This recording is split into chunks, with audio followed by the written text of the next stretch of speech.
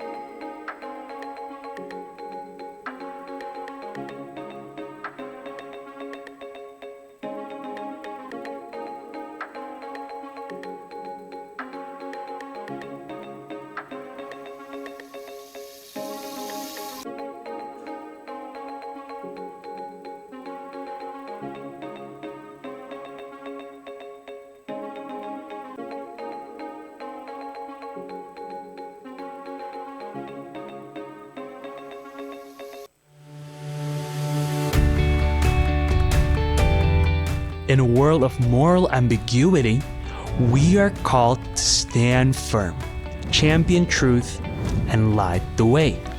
Integrity is the cornerstone of a life that honors God, choosing truth not because it's easy, but because it's right. To live with integrity is to honor God in every decision, every word, and every action. Proverbs 10 verse 9 says, "Whoever walks in integrity walks securely, but he who makes his ways crooked will be found out."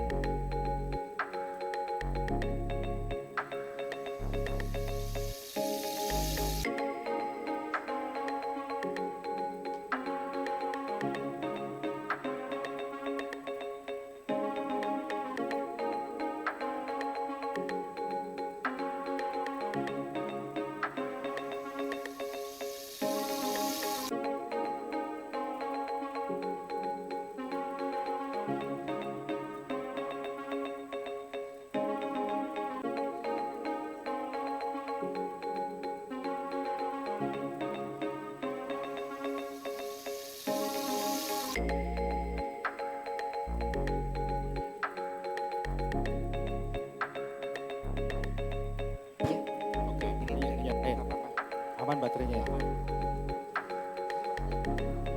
Jadi aku nggak usah pencetin ya.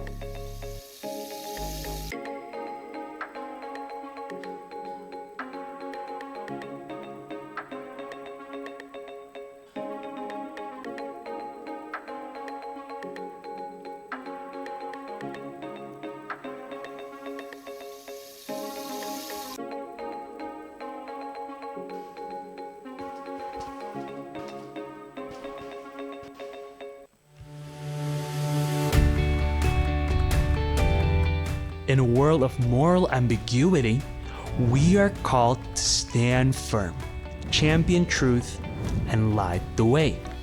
Integrity is the cornerstone of a life that honors God, choosing truth not because it's easy, but because it's right. To live with integrity is to honor God in every decision, every word, and every action.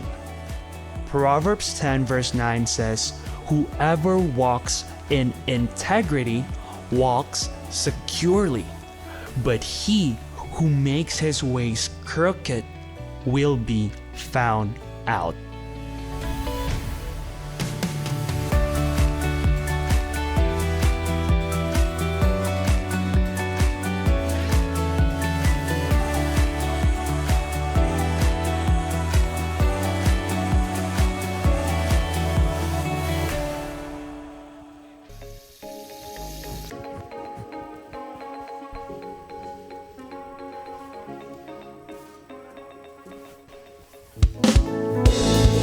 Shalom.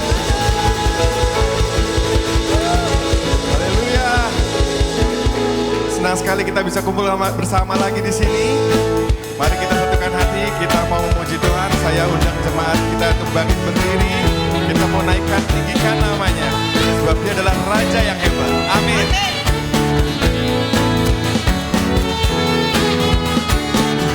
You know that I love you. You know that I want to know you so much more than I have before. Yuk kita sama-sama angkat suara kita.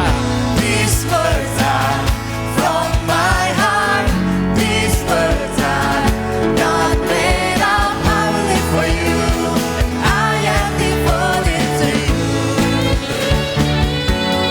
King of majesty,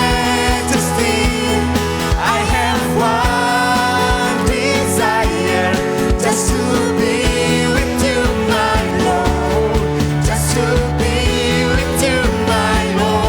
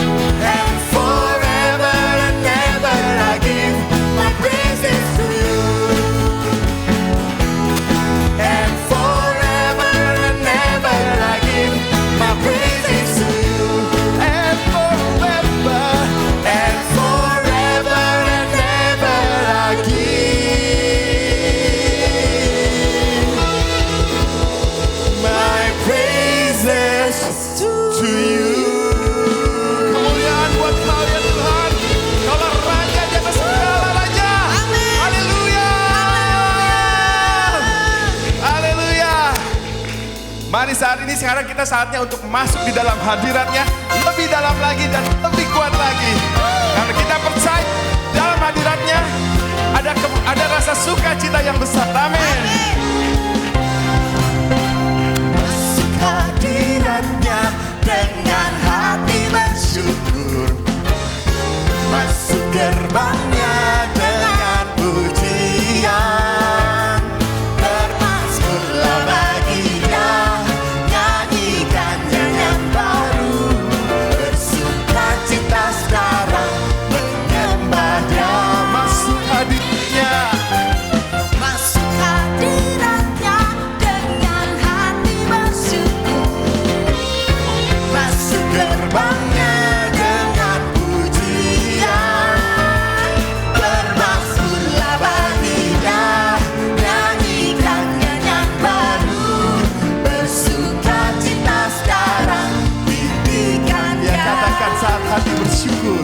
Saat hati bersyukur dan jiwaku bersuka, hadirat Allah ada dalam pujian. Saat hati menyembah, Saat kami menyembah dan tangan pun terangkat, Tuhan hadir dalam pujian umat-Nya.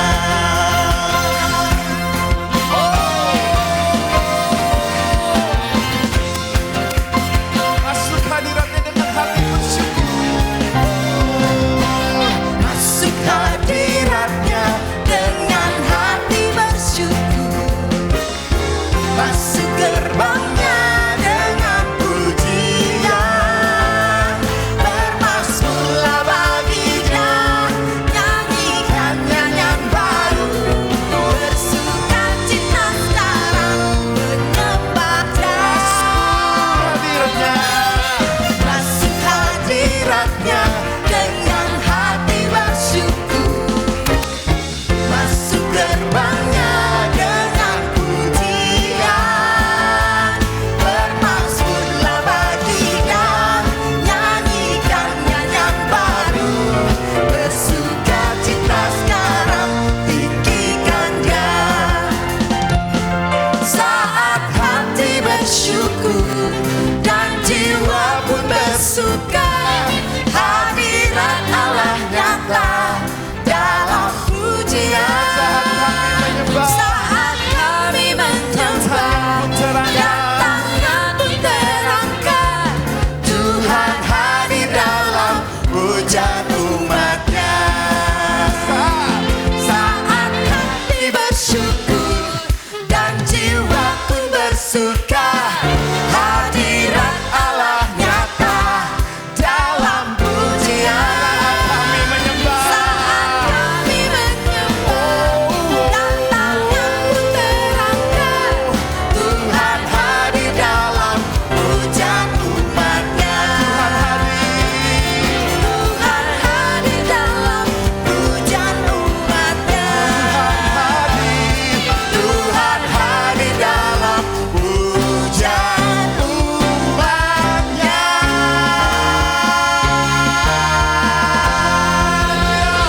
Kemuliaan bagi Tuhan. Benar Tuhan, Engkau hadir dalam pujian umat-Mu. Amin. Saat ini kami bersatu hati Tuhan. Ini adalah waktu yang tepat, di tempat yang tepat. Kami satukan hati kami. Kami mau katakan, Engkau Bapa sangat baik, teramat baik. Amin. Tidak ada satupun yang seperti Engkau Tuhan, di mana kasih setiamu selalu mengikuti kami, kebaikanmu selalu mengikuti kami. Dimanapun kami berada, kemanapun kaki kami melangkah, Engkau selalu Tuhan menyertai kami. Tidak pernah Engkau tinggalkan kami Tuhan. Yes Jesus, You are so good Jesus. I love You Lord, for Your mercy never fails me. All my days I've been held in Your hands. From the moment that I wake up until I lay on my head, will sing of the goodness of God. Mari angkat tanganmu, katakan, all my life you have been faithful. All my life you have been so good. With every breath that I am able, I will sing of the goodness of God. I love your voice. You have led me through the fire and darkest night. You are close like no other. I've known you as a father, I've known you as a friend, and I have lived in the goodness of God. Yeah, all my life you have been faithful. All my life you have been so good. With every breath that I am able, I will sing of the goodness of God. Say, all my life you have. All my life you have been faithful. All my life you have been so good. With every breath that I am able, I will sing of the goodness of God.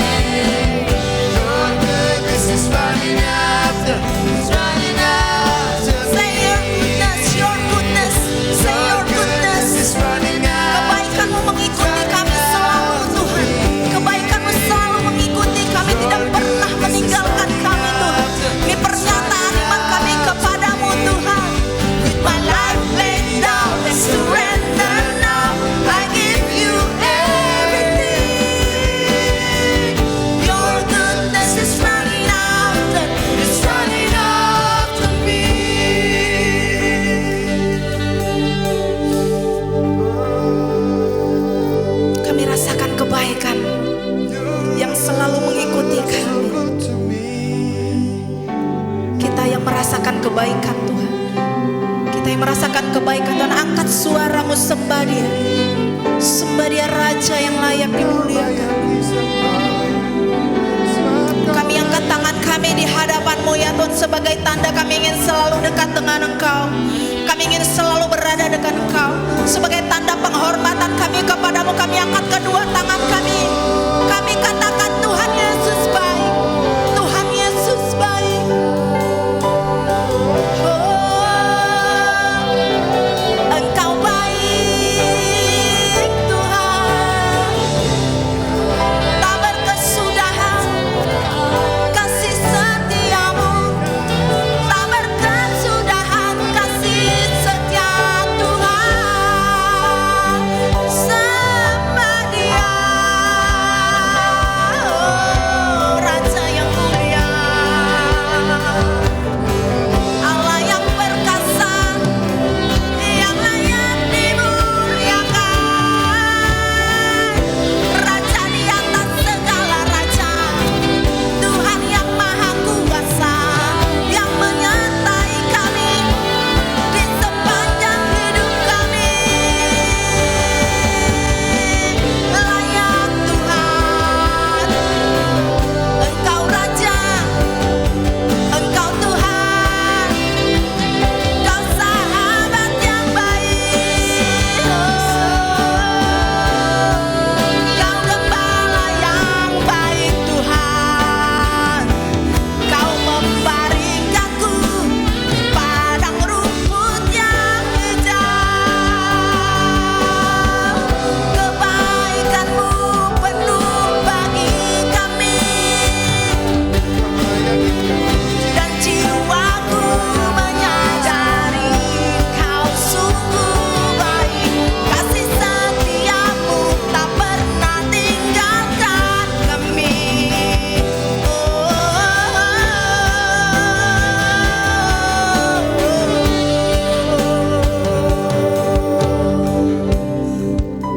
Sungguh Tuhan, sekalipun kami berjalan dalam lembah kekelaman, kami tidak takut bahaya, sebab Engkau beserta kami. Gadamu dan tongkat-Mu itulah yang menghiburkanku. Kami tahu dan percaya bahwa apapun yang kami alami, apapun musim hidup kami, Engkau Tuhan Immanuel yang selalu ada bersama kami, yang selalu menyertai langkah-langkah kami, bahkan dalam kesesakan sekalipun Tuhan, dalam kelemahan kami sekalipun, sungguh kuasa-Mu terbukti Tuhan. Mari dengan iman, angkat kedua tanganmu Bapak Ibu, kita katakan, Kau kuatkan aku bertahan, Kau harapan dalam kesesakan, Kau buktikan kesetiaan-Mu Tuhan. Engkau Allah Immanuel, Kau kuatkan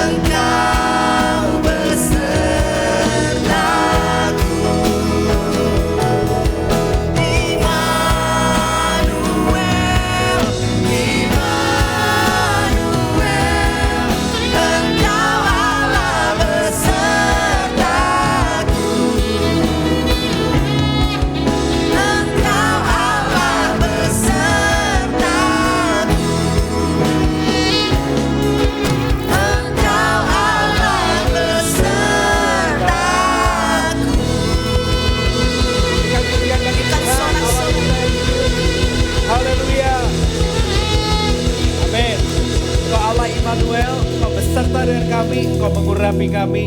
Di dalam nama Yesus kami berdoa mengucapkan syukur, haleluya. Katakan bersama-sama, amin. Bapak Ibu silakan duduk kembali, salami 5 orang yang ada di depan, di belakang, samping, kiri, kanan Anda. Happy Sunday, apa kabar?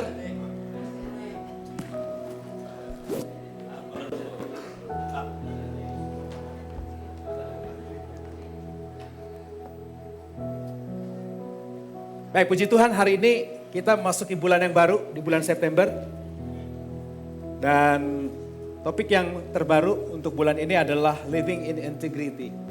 Bagaimana kita hidup di dalam integritas sebagai pribadi, demi pribadi di tempat ini. Dan kita berharap bahwa apapun yang kita dapatkan sepanjang bulan ini dapat mengubahkan kehidupan kita semakin berbeda dengan minggu-minggu dan bulan-bulan sebelumnya.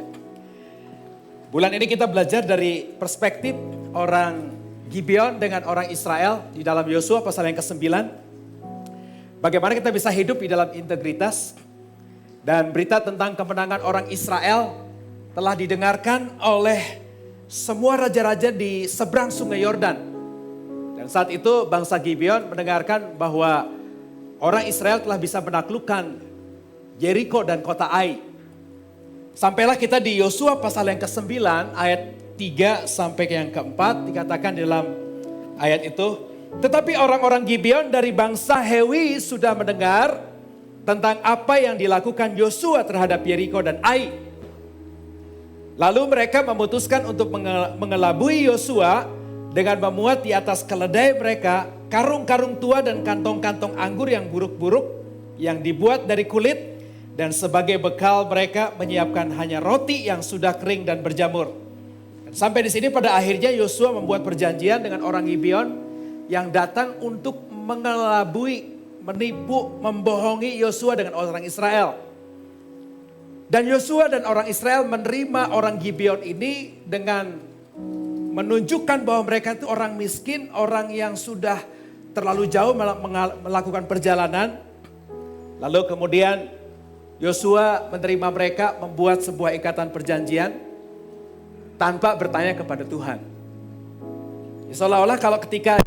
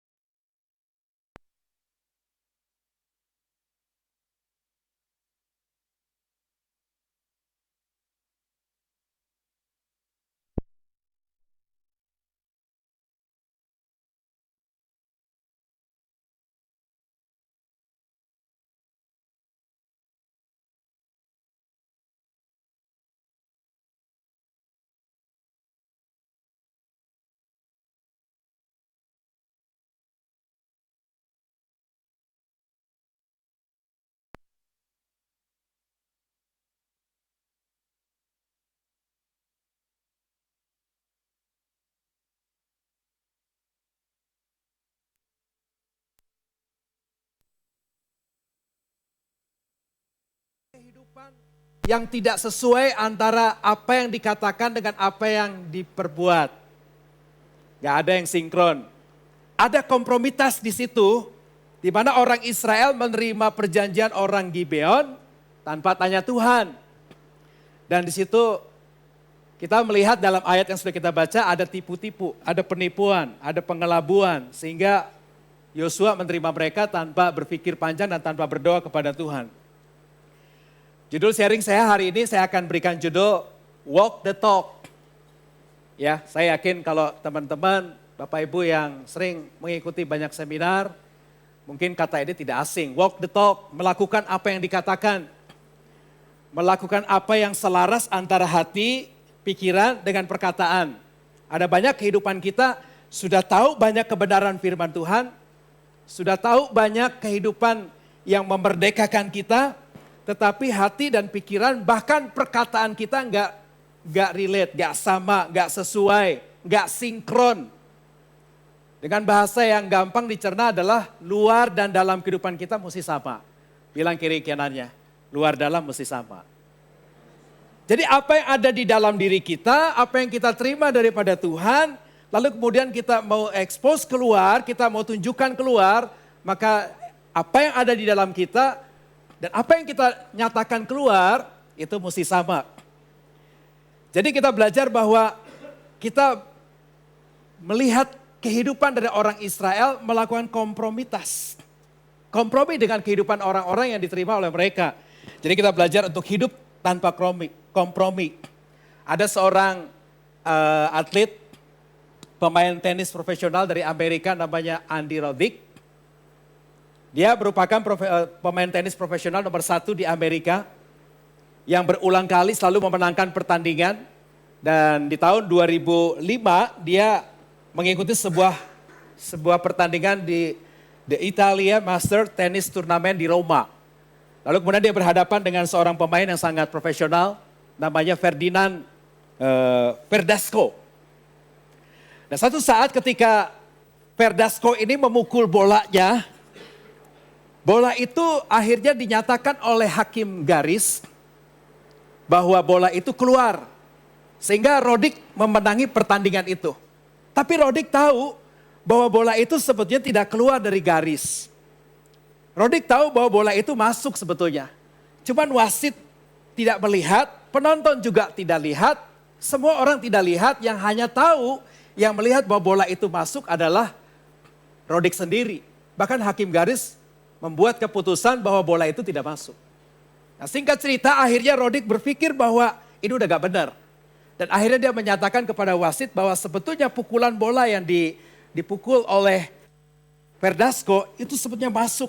Dan ketika direview kembali, disampaikan kembali, akhirnya wasit memutuskan bahwa kemenangan bukan ada pada Roddick, tapi pada Verdasco. Sebetulnya Roddick bisa menyembunyikan persoalan ini. Dia sebetulnya bisa saja menyimpan ini dan tidak perlu harus protes, tidak perlu harus menyampaikan kepada wasit. Tapi dia memiliki integritas yang sekalipun dia menjadi pemain profesional dan semua orang mengakui bahwa dia tidak mungkin akan dikalahkan.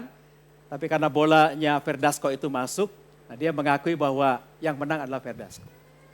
Bapak Ibu Saudara yang kasih dalam Tuhan, di dalam Amsal 10 ayat yang ke-9, dikatakan, He who walks in integrity walks securely. Siapa yang berjalan dalam kehidupan yang berintegritas, luar dan dalam sama, dia berjalan dalam kehidupan yang aman di dalam Tuhan. Dan dikatakan, but he who perverts his ways will be found out. Kalau kita melihat bahwa kalau hidup kita berliku-liku jalannya, kita tahu apa yang benar, tapi kita enggak menyatakan kebenaran dari apa yang kita tahu, maka dikatakan di dalam ayat ini bahwa lama-lama juga akan ketahuan kok.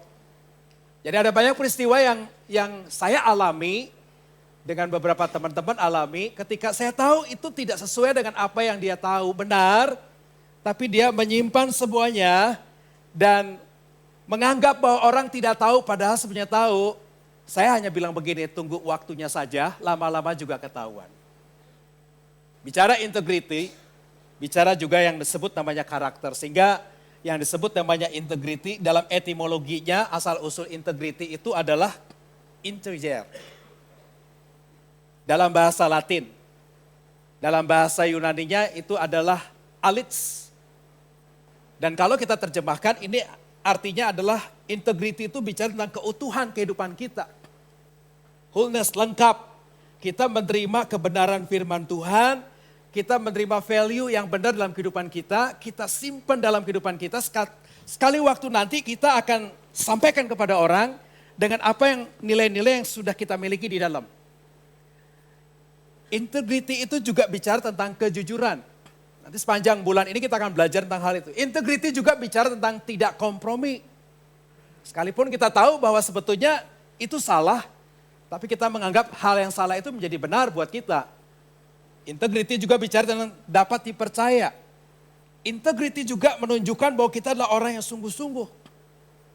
Datang ibadah, sebelum waktunya kita sudah datang, itu menunjukkan integritas. Bahwa kita ini orang yang sungguh-sungguh. Dan dengan kalimat yang mudah kita pahami, integritas itu adalah karakter yang utuh, yang teruji dalam setiap keadaan. Kadang-kadang ketika kita tertekan, maka biasanya yang muncul adalah kedagingan kita, seolah-olah apa yang sudah kita pelajari dari kebenaran firman Tuhan, apa yang kita pelajari dari semua value tentang kehidupan Kristen, pada waktu situasi mulai menekan kita, tiba-tiba kita lupa diri. Semuanya jadi gelap, kayak seperti ruangan tadi. Tiba-tiba gelap, kita gak bisa lihat apa-apa. Dan di situ kita bisa menunjukkan bahwa sebetulnya mulai goyah, kita ini bukan pribadi seorang Kristen yang utuh. Dan kita selalu mengambil sebuah alasan adalah, kan orang gak tahu saya.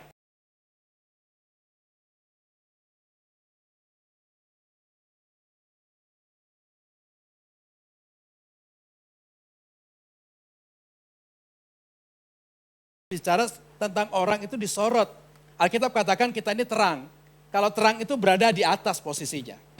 Nah Bapak Ibu Saudara yang kasih dalam Tuhan, kalau kita mau belajar bagaimana kita bisa membuat hidup kita berintegritas supaya dalam perkataan, dalam tindakan kita inline, selaras, segaris, sama, gak ada yang ditambahin, gak ada yang dikurangin. Dr. Stephen Covey berkata bahwa I am not a product of my circumstances. I am a product of my decision. Kadang-kadang kehidupan kita ini produk dari apa yang dipengaruhi oleh lingkungan sekitar kita. Alkitab mengatakan bahwa kalau kamu bergaul dengan orang yang rakus, kamu akan menjadi rakus. Kalau kamu bergaul dengan orang pemalas, lama-lama juga kamu akan jadi pemalas. Tapi Stephen Covey berkata bahwa saya ini bukan produk dari apa yang dipengaruhi oleh keadaan lingkungan. Yang dibilang bahwa kadang-kadang pengaruh kita itu tertekan pada waktu situasi mulai menekan kita di environment kita. Di social situation kita. Kita mulai berubah jati diri kita. Gak seperti orang Kristen yang sebetulnya dia Kristen gitu. Tahu value-nya yang benar. Tetapi dikatakan I am a product of my decision. Ketika kita tahu bahwa kita tidak bisa melakukan kompromi itu, maka saya memiliki sebuah keputusan. Nah kita belajar bagaimana Stephen Covey ini menjelaskan tentang situasi yang disebut namanya stimulus. Stimulus itu keadaan. Bisa yang disebut namanya environment kita. Bisa yang disebut namanya social situation kita. Environment kita itu sebetulnya bisa mempengaruhi kita itu lebih kuat dibandingkan dengan apa yang ada di dalam diri kita. Tergantung. Karena Alkitab mengatakan bahwa apa yang ada di dalam kita lebih besar. Tapi kadang-kadang environment kita itu sanggup mempengaruhi dengan daging kita sehingga mempengaruhi jiwa dan cara kita berpikir. Nah stimulus ini, kalau itu terjadi ada situasi sosial yang terjadi di tengah-tengah kita, maka biasanya ada pilihan. Yang pertama adalah kalau kita lupa dengan value kita, maka muncullah pribadi yang disebut namanya reactive people. Sama seperti zat kimia, kalau satu zat disatukan dengan zat yang lain, dia bereaksi. Kapan kita mulai bereaksi? Ketika situasi tertentu membuat kita akhirnya lupa diri, siapa diri kita. Namanya juga reactive people. Ketika ada stimulus, maka orang akan dimunculkan dua kepribadian di situ.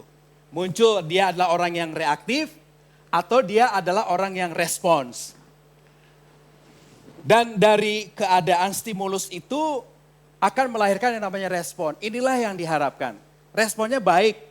Responnya sesuai dengan apa yang ada di dalam dirinya orang itu. Maka dikatakan ada freedom to choose. Ada kemerdekaan kita untuk memilih. Dan ada 4 anugerah yang Tuhan kasih kepada kita manusia. The unique form of human right. Human gifts. Yang pertama adalah pada waktu ada situasi tertentu, maka biasanya respon kita apa menghadapi situasi itu. Ada self-awareness kita dalam diri kita, ada kesadaran diri.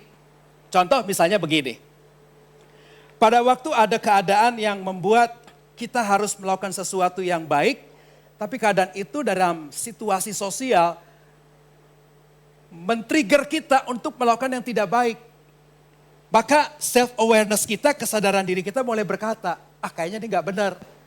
Contoh, pada waktu kita menghadapi sebuah antrian di dalam jalanan yang macet, maka people reaktif itu akan bersikap seperti ini. Aduh, kenapa ini macet lagi?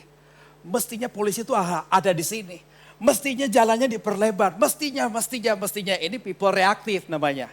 Ada keadaan, kita mulai bereaksi. Tapi kalau kita mengambil keadaan atau stimulus itu, lalu kemudian kita respon, self-awareness-nya dipakai, kita bisa saja dalam keadaan macet yang sama dengan orang lain yang reaktif, kita mulai merespon, namanya people proaktif, yang mengatakan bahwa pada waktu macet terjadi, saya akan memilih untuk mendengarkan lagu saja. Putar lagu di kendaraan Anda atau Anda mulai mengambil handphone Anda dalam keadaan macet, Anda mulai menikmati itu semua. Yang tiba-tiba jalanan menjadi cair kembali dan semuanya bisa berjalan dengan baik. Jadi ada kemerdekaan untuk memilih. Anda mau pilih yang mana pada saat ada stimulus terjadi. Ketika ada orang yang menekan Anda dengan marah-marah, Anda disakiti, maka di situ ada freedom to choose untuk memilih kemerdekaan Anda. Memilih untuk membalas atau memilih untuk diam dan menerima semuanya itu. Maka di dalam sebuah konflik biasanya akan muncul, dalam sebuah konflik ada dua hal. Yaitu siapa yang mengambil sikap menjadi badak atau siapa yang mengambil sikap menjadi landak.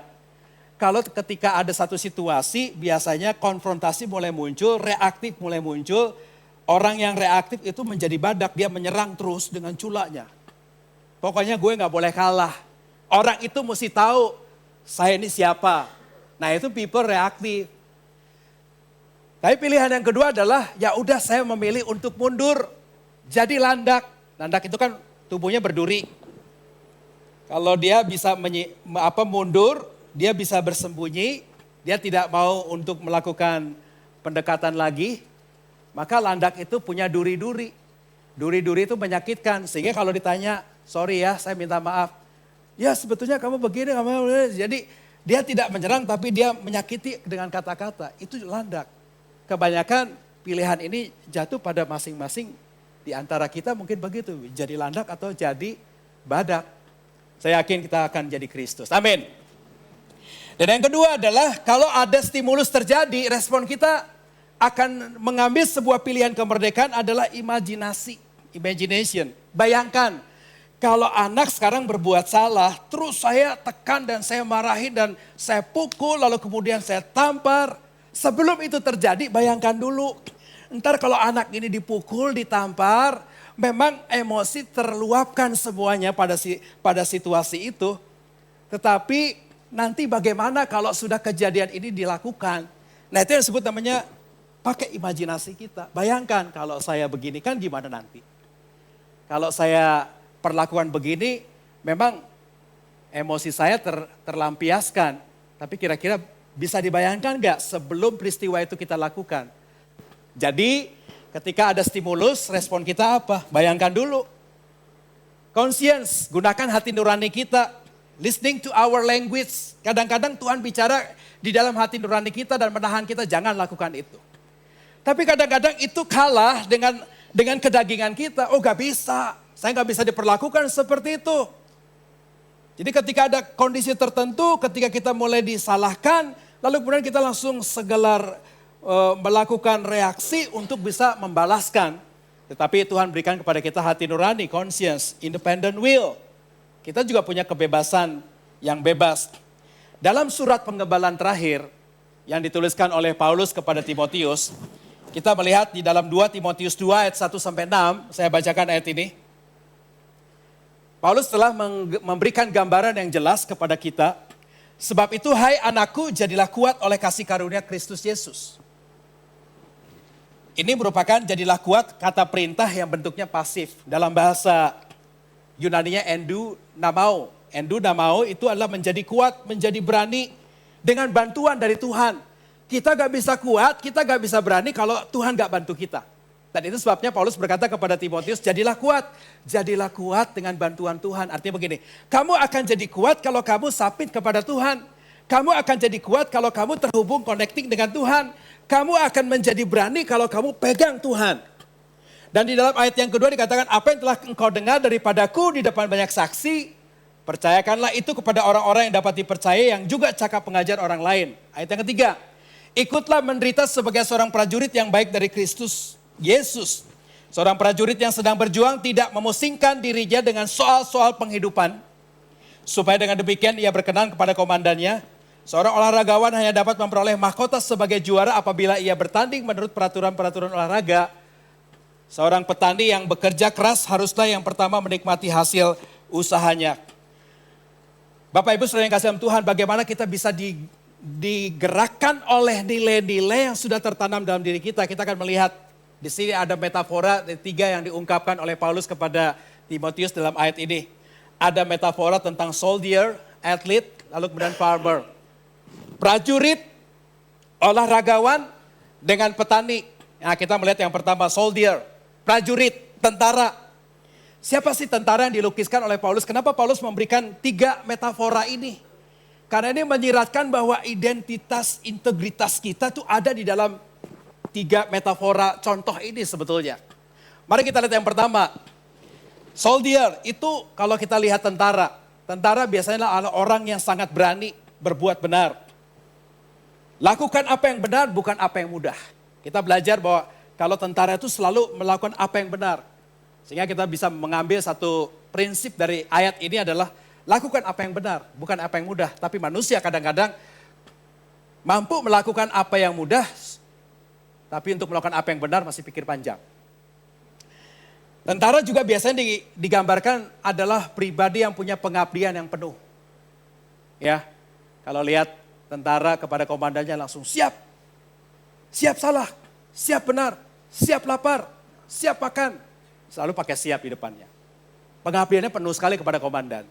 Nah, Tuhan ingin supaya kita juga seperti kayak prajurit. Pengabdiannya penuh kepada Tuhan. Selalu siap siaga dalam segala keadaan. Mau perang jam berapapun juga kalau sudah ada sirene berbunyi, mereka mesti berkumpul. Dan kita tahu bahwa soldier juga punya disiplin yang sangat tinggi. Dan kita belajar dari metafora tentang soldier ini, tentang prajurit, tentang tentara. Maka ada satu hal yang kita dapatkan, driven by devotion to God. Hidup yang digerakkan oleh karena pengabdian kepada Tuhan. Jadi mari kita belajar bahwa orang yang walk the talk adalah orang yang punya pengabdian yang kuat kepada Tuhan. Jadi kalau kita memiliki pribadi yang berintegritas adalah pribadi yang sebetulnya hidupnya selalu didorong, selalu digerakkan oleh karena pengabdian bahwa Tuhan adalah komandan kita. Segala sesuatu yang Tuhan suruh kepada kita untuk kita lakukan, siap untuk kita kerjakan. Dalam Mazmur 84 ayat 4-7 dikatakan bahwa berbahagialah orang yang diam di rumahmu, yang terus-menerus memuji-muji engkau. Berbahagialah orang yang diam di rumah Tuhan, punya pengabdian, tinggal dalam rumah Tuhan.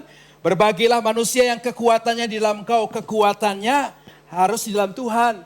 Engkau bisa kuat karena dalam Tuhan. Engkau bisa berani menghadapi situasi apapun, bisnismu, pekerjaanmu, studimu, karena engkau di dalam Tuhan. Amin. Apabila melintasi lembah Baka, mereka membuatnya menjadi tempat yang bermata air. Ada hal-hal yang akan kita hadapi, kekecewaan, air mata, tangisan, kesedihan, tekanan, stres dan sebagainya. Tapi Tuhan bilang, kalau kamu melintasi lembah Baka, kamu akan membuatnya menjadi tempat yang bermata air, menimbulkan sebuah berkat dari situ. Bahkan hujan pada awal musim menyelubunginya dengan berkat. Dan ayat yang ke-7 dikatakan, mereka berjalan makin lama makin kuat hendak menghadap kepada Allah di Sion. Orang yang pengabdiannya kepada Tuhan, tinggal dalam rumah Tuhan, kekuatannya ada dalam Tuhan, semakin lama mereka berjalan semakin kuat. Bilang kiri kanannya, semakin kuat kamu berjalan di dalam Tuhan. Amin. Yesaya 40 ayat 31 dikatakan, tetapi orang-orang yang menantikan Tuhan mendapatkan kekuatan yang baru. Mereka seumpama raja wali yang naik terbang dengan kekuatan sayapnya. Mereka berlari dan tidak menjadi lesu. Mereka berjalan dan tidak menjadi lelah. Driven by devotion to God. Orang yang punya pengabdian kepada Tuhan, itu adalah orang yang menanti-nantikan Tuhan. Sehingga orang yang walk the talk adalah orang yang punya pengabdian kepada Tuhan, siap dengan komandannya, disiplin tinggi dengan Tuhan. Segala sesuatu yang akan keluar dari kehidupannya adalah sama. Luar dan dalamnya jadi sama, tidak ada perbedaan. Dan metafora yang kedua adalah atlet. Atlet itu bicara tentang orang yang bertanding sesuai dengan aturan main. Kan gak ada tuh kalau pelari atau olahragawan, saya akan lari tetapi tracknya saya akan ubah sendiri. Gak bisa begitu. Bahkan ketahuan kalau dia mengkonsumsi obat-obat tertentu yang membuat dia bisa lari begitu kencang sekali aja akan didiskualifikasi. Atlet bisa bersikap jujur. Dia gak boleh menentukan aturan main sendiri untuk peraturan pertandingan olahraga. Boleh gak kalau misalnya lari 400 meter, orang lain boleh 400 meter tapi saya dipersingkat. Boleh gak begitu? Atau dibantu nanti kalau lagi lari maraton, di tengah jalan naik ke atas motor, lalu kemudian dicepetin sedikit supaya dia yang menjadi pemenangnya. Kan gak boleh begitu. Atlet itu sikapnya jujur. Dia selalu berlatih, walaupun tidak disuruh. Dan dia juga disiplin tinggi, sama seperti tadi soldier juga. Nah Tuhan ingin supaya kita menjadi seorang atlet. Seorang atlet yang selalu berlatih terus. Walaupun kita menyanyikan sebuah lagu yang sudah tahu lagu itu berkali-kali dinyanyikan, tapi selalu tim worship team selalu akan belajar untuk melatih lagi. Karena sifat daripada metafora daripada atlet ini adalah selalu berlatih terus. Dan kita belajar satu komitmen di sini adalah driven by commitment to value of truth. Hidup yang digerakkan oleh komitmen kepada nilai-nilai kebenaran. Kenapa orang walk the talk? Ketika orang melakukan sesuatu, seolah-olah gini, udahlah gak ada yang lihat juga kok. Kenapa kamu kelihatan menunjukkan kesungguhan kehidupan kamu? Biasa-biasa aja lah. Tapi metafora atlet menggambarkan bahwa komitmen kita adalah untuk menghidupi nilai-nilai yang benar dalam kehidupan kita. Walk the talk, initiative above activities. Banyak aktivitas kita bisa lakukan. Banyak aktivitas pelayanan kita bisa kerjakan. Tapi di luar aktivitas yang banyak dikerjakan, ada orang-orang tertentu yang punya inisiatif yang lebih dibandingkan yang lain. Coba kalau kita gini, coba kalau kita begitu. Sehingga dia tidak menjadi bos dalam pelayanan, tapi dia menjadi leader yang memimpin orang kepada Kristus. Karena tujuan kita adalah menjadi serupa dan segambar seperti Kristus. Dalam Matius pasal yang kelima, 14-16 dikatakan kamu adalah terang dunia. You are the light of the world. Kota yang terletak di atas gunung tidak mungkin tersembunyi. Lagi pula orang tidak menyalakan pelita lalu meletakkan di bawah gantang. Melainkan di atas kaki dian. Sehingga menerangi semua orang di dalam rumah itu. Demikianlah hendaknya terangmu bercahaya di depan orang. Let your light shine supaya mereka melihat perbuatanmu yang baik dan memuliakan Bapamu yang di surga. Perbuatan yang baik itu dalam bahasa Yunaninya kalos. Kalos itu better, better itu adalah beautiful. Beautiful adalah commitment to excellent. Supaya orang bisa melihat perbuatan kita yang beautiful, yang kalos, yang better, orang bisa melakukan pekerjaan apapun dalam kehidupan pelayanan, ya begitu-begitu aja, rutinitas, biasa-biasa saja. Tapi Tuhan mengajarkan kita adalah terang dunia, mesti berbeda. Kalau namanya terang, itu selalu ditaruh di atas. Kalau lampu ditaruh di atas, begitu dinyalakan lampunya, tiba-tiba langsung secara refleks kita melihat lampu yang ada di atas. Tapi kalau ada terang yang dari bawah, itu biasanya di ruang diskotik. Jadi kita adalah terang dunia, diperhatiin orang. Selalu dicari yang salahnya dari kehidupan kita. Yang benarnya gak pernah akan diberikan pujian atau diapresiasi. Selalu orang yang berada di puncak yang atas selalu dicari yang salahnya seperti apa. Karena kita terang dunia. Di dalam Tuhan kita adalah selebriti rohani. Selalu dilihat. Yang bagus, puji Tuhan kalau diapresiasi. Tapi kadang-kadang yang salah selalu akan diomongin, digosipkan. Kalau itu adalah better, kita harus hidup menjadi contoh. Kalau kita punya sesuatu yang baik, maka kita harus menunjukkan sesuatu yang lebih baik lagi di dalam Tuhan. Kita melihat seperti orang lumpuh ketika Petrus dan Yohanes masuk ke bait Allah. Dulu dia berharap untuk didoakan, disembuhkan. Tapi yang ternyata adalah ketika sudah beranjak dewasa, dia tidak memerlukan lagi kesembuhan itu. Petrus dan Yohanes masuk ke bait Allah. Lalu kemudian orang lumpuh ini mengatakan, meminta sedekah dari mereka. Kenapa tadinya sakit, sekarang minta sedekah? Karena udah bertahun-tahun yang mendoakan saya nggak membuat saya mengalami kesembuhan. Sehingga dia tidak percaya lagi kepada orang yang mendoakan dia. Sehingga saat itu dia tidak lagi minta untuk didoakan tapi minta sedekah. Apa yang kita pelajari? Kita mesti belajar dalam walk the talk adalah excellent in every way. Kita mesti menunjukkan segala sesuatu yang luar biasa, yang excellent dalam setiap keadaan kita. Setiap apapun yang kita lakukan mesti excellent. Amin. Excellent in every way. Not living with low expectation. Jangan pernah kita hidup dengan ekspektasi yang rendah. Ya udahlah, saya cuma ibadah, dengar ibadah lalu kemudian pulang selesai. Enggak, itu low expectation. Tingkatin dikit high expectation. Supaya kita punya ekspektasi yang sangat tinggi di dalam Tuhan.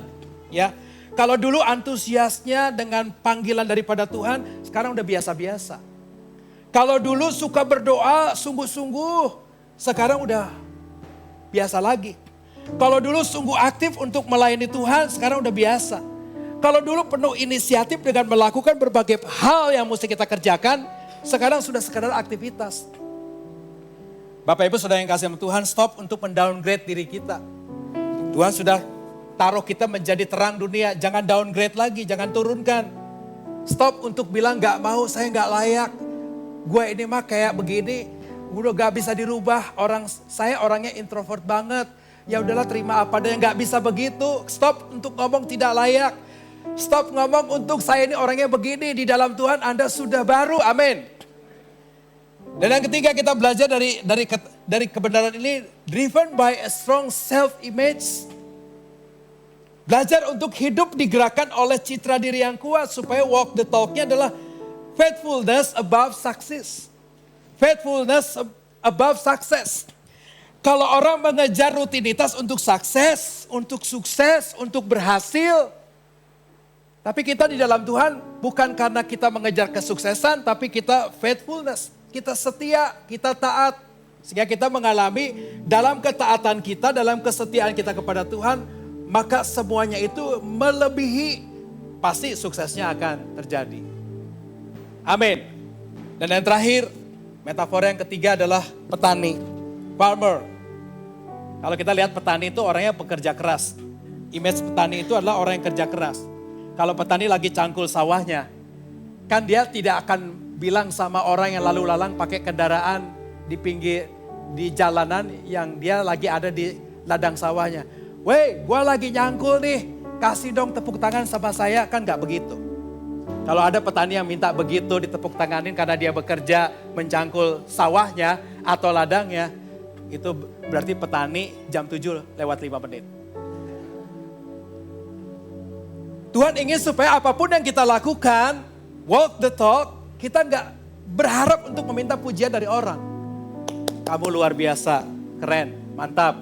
Petani gak pernah begitu, dia akan kerja sendiri sementara orang bisa bermain lalu lalang. Walaupun tanah begitu luas tapi dia bisa kerja sendiri dan dia tidak menuntut bahwa dia adalah orang yang bekerja untuk bisa memberikan nafkah atau memberikan makanan buat orang-orang yang nanti membeli padinya dari dia. Petani juga adalah orang yang sabar. Dia akan menunggu waktunya sampai dia mengalami kesuksesan dan dia gak perlu menggerutu karena satu kali nanti padi itu akan mulai merunduk. Dan dia tidak perlu mengejar pujian karena itu seorang petani itu hidup jauh dari perhatian dan pujian orang. Petani tidak perlu mendapatkan semarak tepuk tangan untuk dia. Dia tidak perlu mendapatkan pesona dari orang lain. Karena petani tahu persis dia rajin bekerja. Dia tidak perlu kekaguman orang lain dengan apa yang dikerjakannya. Dan dalam 1 Korintus pasal yang ke-30, 15 ayat yang ke-10 dikatakan, tetapi karena kasih karunia Allah, aku adalah sebagaimana aku ada sekarang. Dan kasih karunia yang dianugerahkannya kepadaku tidak sia-sia. Sebaliknya aku telah bekerja lebih keras daripada mereka semua. Tapi bukannya aku, melainkan kasih karunia yang menyertai aku. Paulus mengatakan bahwa karena kasih karunia Tuhan yang tinggal dalam diriku, aku bekerja keras.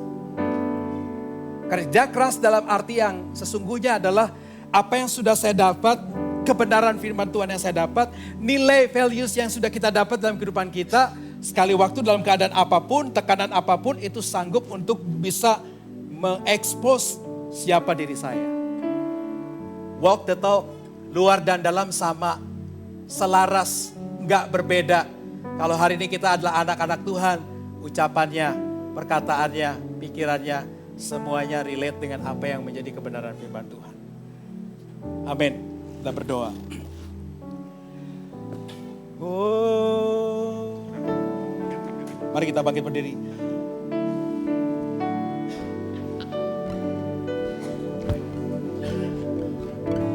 All my life you have been faithful.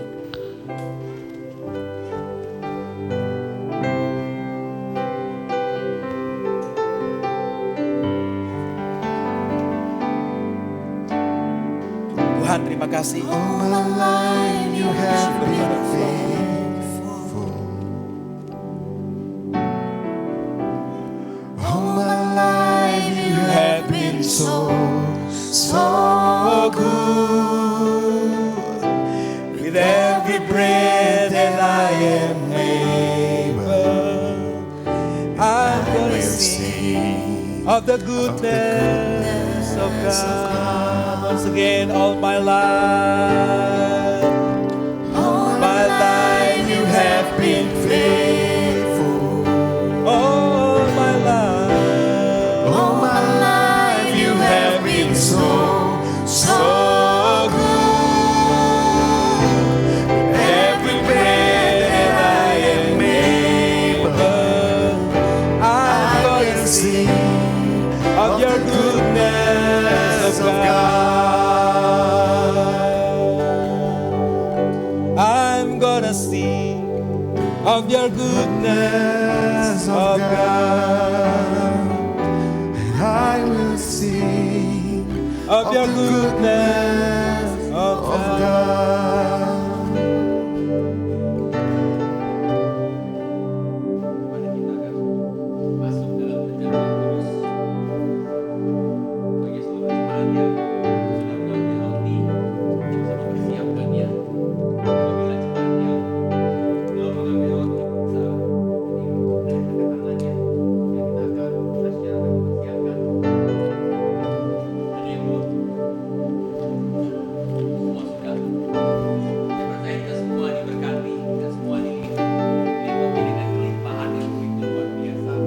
Dan ketika hari ini kita tadi mendengarkan firman Tuhan, kita diingatkan bahwa kita menjadi karakter yang terus memiliki nilai-nilai kebenaran, nilai-nilai yang mau dibentuk serupa seperti dengan Kristus. Mari semua jemaat, persiapkan hati kita. Kita tahu bahwa saat itu ketika di sebuah loteng, pada waktu itu ketika Tuhan Yesus duduk bersama dengan para murid-muridnya, menjadi sebuah momen di mana yang hari ini kita selalu celebrate setiap bulan ketika kita masuk ke dalam bulan yang baru. Dan saya percaya ada setiap ayat-ayat yang di dalam roti yang saudara terima. Dan saya berharap ayat-ayat ini menjadi sebuah rema buat kita semua, buat setiap saudara yang saudara terima. Dan saudara aminin, saudara terima ini menjadi sebuah firman yang hidup. Dan menjadi firman yang akan saudara hidupi dalam bulan ini. Dan ketika Yesus berkata bahwa aku sangat rindu makan Paskah ini bersama dengan kamu semua sebelum aku menderita. Dan Yesus mengambil roti ini, dia mengangkat roti ini, dan kemudian dia memecah-mecahkannya. Dan dia berkata bahwa karena roti ini adalah satu, maka kita sekalipun banyak adalah satu tubuh. karena kita semua mendapat bagian di dalam roti yang satu ini. Bapa, kami mengucap syukur bahwa kami dikumpulkan di dalam gerejamu, di dalam tubuhmu. Kami mengucap syukur bahwa kami menjadi jemaat yang terus bertumbuh, jemaat yang terus relate, jemaat yang terus mencari Engkau Tuhan dengan nilai-nilai kebenaran-Mu. Karena kami tahu kami adalah manusia biasa, karena kami tahu bahwa Engkau perlu bertahta dalam kehidupan kami, sehingga kami dalam kemanusiaan kami akan diperbesar karena Engkau menjadi Allah yang besar yang bertahta dalam kehidupan kami ini Tuhan. Kami mengucap syukur Bapa, bahwa hari ini kembali kami bisa mengangkat roti ini. Dan kami tahu bahwa kami adalah menjadi bagian dalam tubuh-Mu, di dalam gereja-Mu, dan di dalam tahta-Mu. Kami mengucap syukur akan hal itu. Mari semua terkasih, ambillah, makanlah tubuh ini.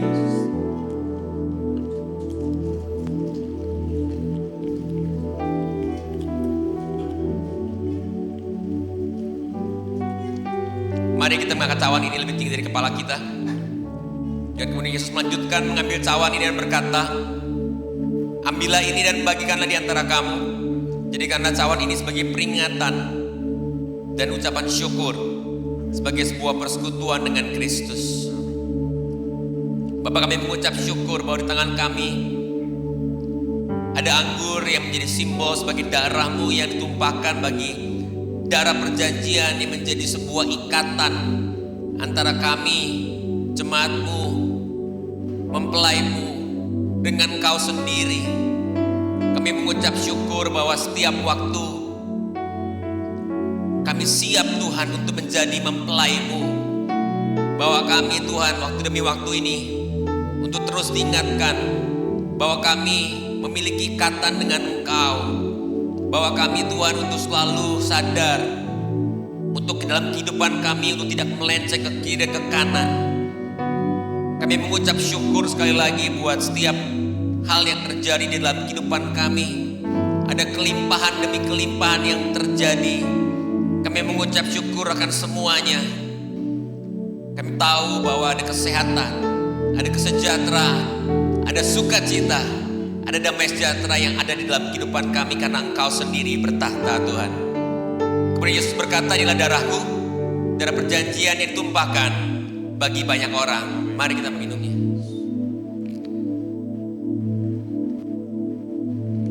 Thank you Jesus.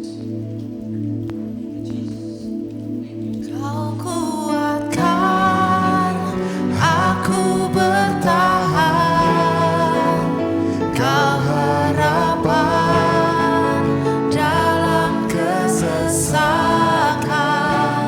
Kau buktikan kesetiaan-Mu.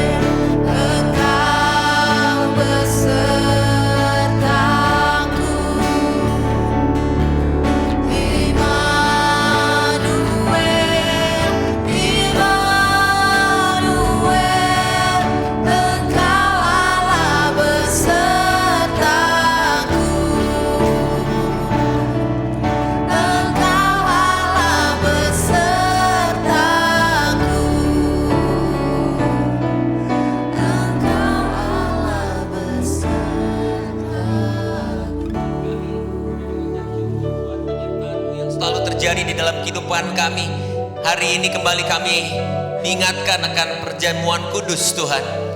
Bukan hanya sebagai roti dan anggur biasa, tapi kami percaya bahwa ada roti dan anggur ini yang kami angkat hari ini dan kami ambil bagian hari ini menjadi sebuah peringatan bahwa kami tahu kami memiliki Allah yang setia, Allah yang tidak pernah meninggalkan kami, Allah yang selalu memberikan harapan yang baru, Allah yang akan selalu memberikan mukjizat demi mukjizat, Allah yang selalu ada di setiap bagian episode kehidupan kami, sehingga kami akan terus masuk di dalam rencanamu, kami akan terus naik dan kami tidak akan pernah ditinggalkan Tuhan.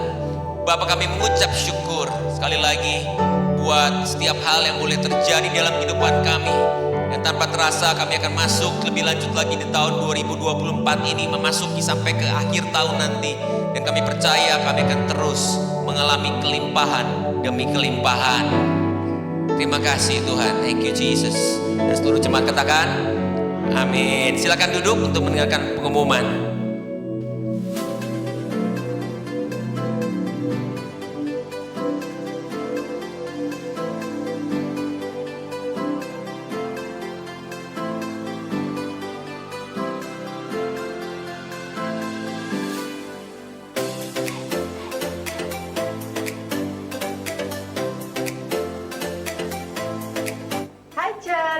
Selamat datang di IFCF Cirebon. Dalam menjalani kehidupan, kita akan selalu dihadapkan kepada pilihan-pilihan yang harus kita ambil setiap hari. Dan sebagai anak-anak Allah, murid-murid Yesus, kita harus mengambil pilihan yang tepat, pilihan yang berintegritas. Berikut IFCF News minggu ini.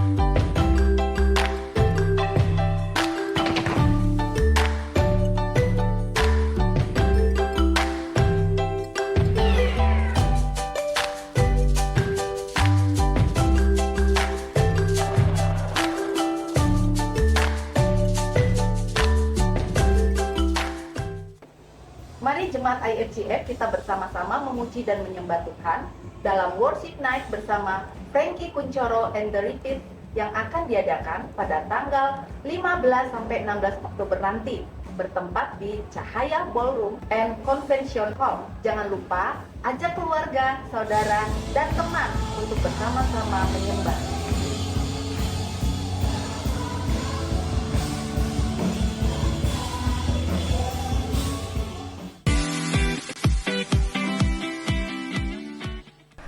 Teens, pada tanggal 7 September akan diadakan Charity Day. Event kali ini, kita memasak bareng di Vanilla Rabbit jam 5 sore. Kemudian, hasilnya akan diberikan kepada orang-orang yang membutuhkan. Aku mau ajak all parents untuk support us dengan memberikan bahan makanan berupa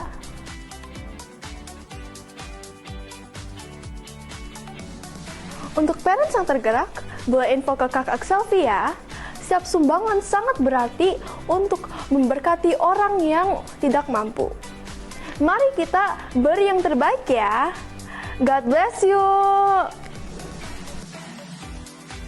Setelah ibadah hari ini, akan diadakan baptisan atas salah satu jemaat di area Connect Lounge. Mari kita dukung bersama-sama dan menjadi saksi dari pernyataan iman percaya. Bagi jemaat IFCF yang mau dibaptis, dapat menghubungi sekretariat untuk informasi lebih lanjut.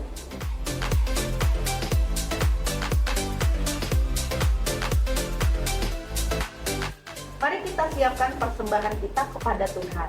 Persembahan dapat diberikan lewat amplop yang tersedia, transfer ke rekening atau melalui kode KRIS.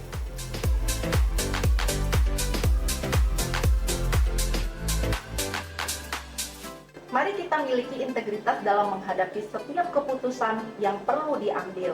Terus semangat and happy Sunday!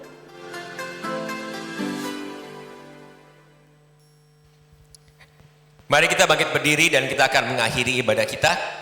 Dan sekali lagi bahwa hari ini adalah hari yang spesial di mana kita akan mengadakan baptisan untuk salah satu jemaat.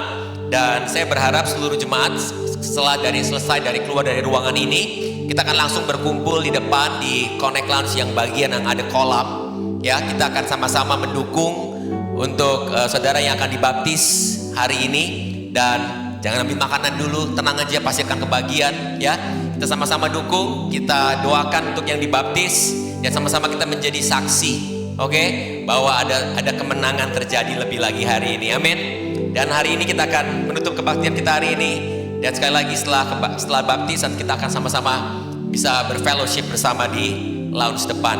Yuk sama-sama kita mengangkat amplop kita. Tiap persembahan yang kita bawa, kita akan juga berdoa untuk setiap amplop tersebut. Bapak, kami berdoa sekali lagi buat setiap persembahan yang kami bawa di dalam amplop ini yang telah ada di tangan kami.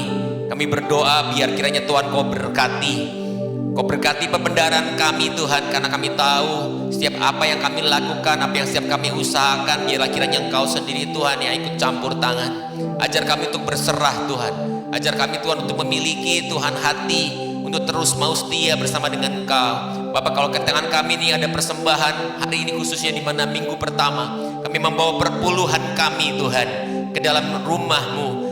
Bukan suatu kewajiban, bukan kami suatu keharusan, tapi menjadi sebuah hal yang kami rindukan, bahwa kami mengembalikan perpuluhan ini yang menjadi milik-Mu Tuhan. Karena setiap hal yang di dalam kehidupan kami, setiap harta kami, kekayaan kami, pekerjaan kami, rumah kami, dan semuanya adalah Engkau sendiri yang memilikinya. Kami mengucap syukur kalau kami dipercaya oleh Engkau untuk bisa mengelolanya Tuhan. Biarlah kiranya Tuhan persembahan perpuluhan ini yang kami bawa akan bisa membawa berkat buat rumah-Mu. Kalau kami juga membawa persembahan biasa, persembahan pembangunan, atau apapun yang ada di dalam amplop ini Tuhan, yang akan kami masukkan ke dalam kotak kami yang di depan sana, kami berdoa Tuhan biar Kau yang merapi dan Kau yang berkati Tuhan. Bapak, kami juga ingin menutup kebaktian kami hari ini. Jemaat yang terkasih, marilah kita mengangkat tangan kita. Tuhan memberkati Engkau. Segala berkat ini akan datang kepadamu dan menjadi bagianmu. Diberkatilah engkau di kota dan berkatilah engkau di ladang. Diberkatilah buah kandunganmu dan semua hasil-hasil yang kau kerjakan, sehingga perbendaharanya sendiri yang melimpah akan dibukakan bagimu. Engkau akan diberkati ketika engkau masuk, engkau diberkati ketika engkau keluar dari rumahmu. Tuhan yang melindungi engkau, Tuhan yang membiarkan setiap musuh-musuhmu yang maju berperang akan terpukul kalah dengan sendirinya. Tuhan menyertai engkau dengan wajahnya dan memberkati engkau dengan kasih karunia. Tuhan mengangkat engkau menjadi kepala, menjadi ekor. Engkau akan terus naik dan bukan turun, sehingga kasih anugerah, damai sejahtera akan bersama dengan kita semua. Di dalam nama Bapa dan Putra-Mu Yesus Kristus, bersama dengan Roh Kudus, mulai hari ini sampai Maranatha.